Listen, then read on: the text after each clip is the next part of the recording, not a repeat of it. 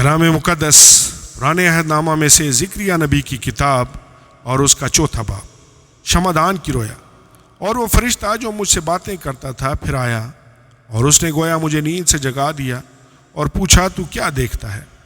اور میں نے کہا کہ میں ایک سونے کا شمعدان دیکھتا ہوں جس کے سر پر ایک کٹورا ہے اور اس کے اوپر 7 چراغ ہیں، اور ان 7 چراغوں پر ان کی 7 نلیاں، اور اس کے پاس زیتون کے 2 درخت ہیں، اور ایک تو کٹورے کی دہنی طرف اور دوسرا بائیں طرف۔ اور میں نے اس فرشتہ سے جو مجھ سے کلام کرتا تھا پوچھا، آئے میرے آقا یہ کیا ہے؟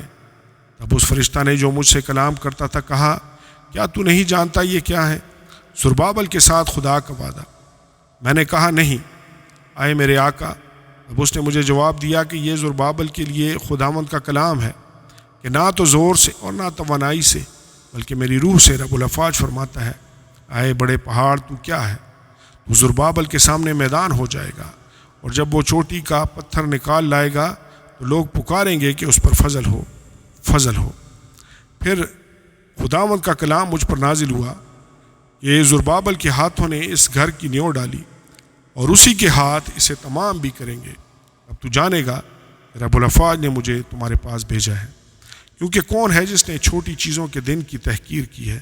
کیونکہ خداوند کی وہ 7 آنکھیں جو ساری زمین کی سیر کرتی ہیں خوشی سے اس ساحول کو دیکھتی ہیں جو زربابل کے ہاتھ میں ہے۔